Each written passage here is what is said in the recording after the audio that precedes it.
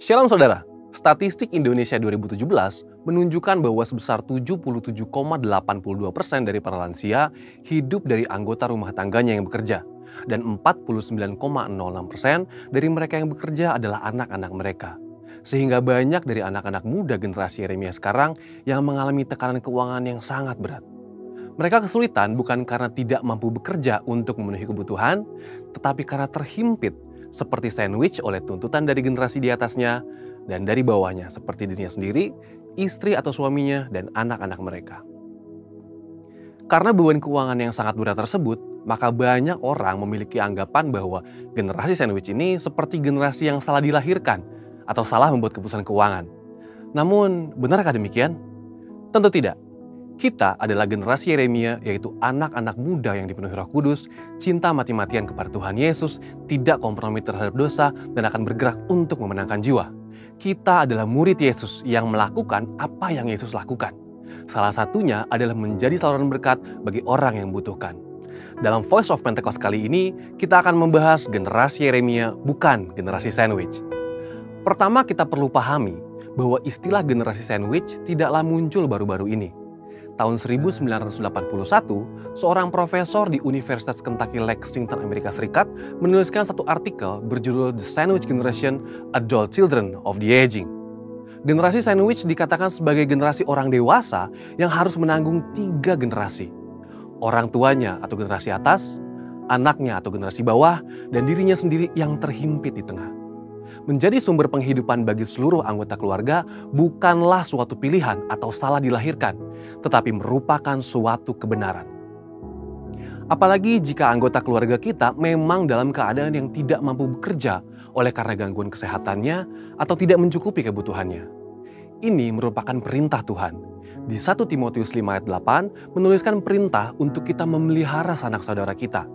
Jika kita tidak peduli pada kondisi keluarga kita, Rasul Paulus katakan kita lebih buruk dari orang yang tidak beriman.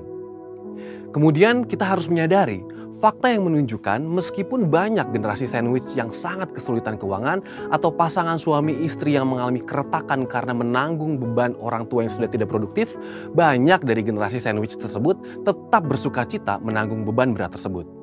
Namun, ada 2 alasan besar yang mengakibatkan definisi generasi sandwich mempunyai konotasi yang negatif oleh karena mereka menjadi generasi yang terjepit.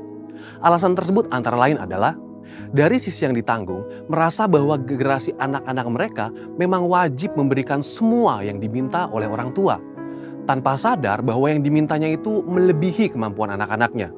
Beberapa orang tua menganggap mereka lebih berhak atas penghasilan anaknya dibandingkan dengan pasangan anak-anak mereka.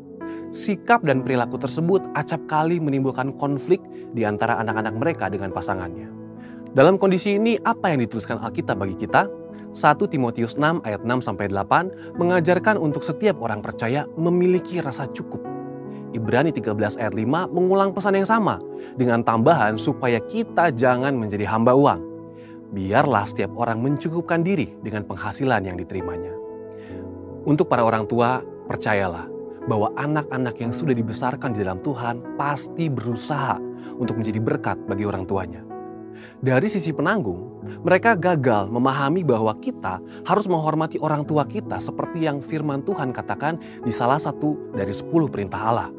Sehingga akan baik keadaan kita dan lanjut umur kita, firman Tuhan katakan di Ulangan 5 ayat 16.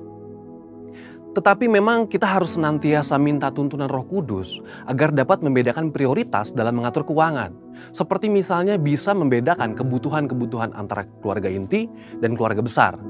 Di samping itu, Tuhan Yesus juga mengatakan di Lukas 14 ayat 28 mengenai perlunya sebuah perencanaan. Dalam hal ini adalah perlunya memiliki sebuah perencanaan keuangan agar kita bisa mencukupi di masa depan dan tidak menjadi generasi sandwich selanjutnya. Setelah anak dan orang tua ada dalam paradigma yang benar di dalam Tuhan, maka kita dapat membuat strategi untuk keluar dari himpitan keuangan ini. Bagaimana caranya? Yang pertama, berdoa, minta campur tangan Tuhan dalam keadaan keuangan kita.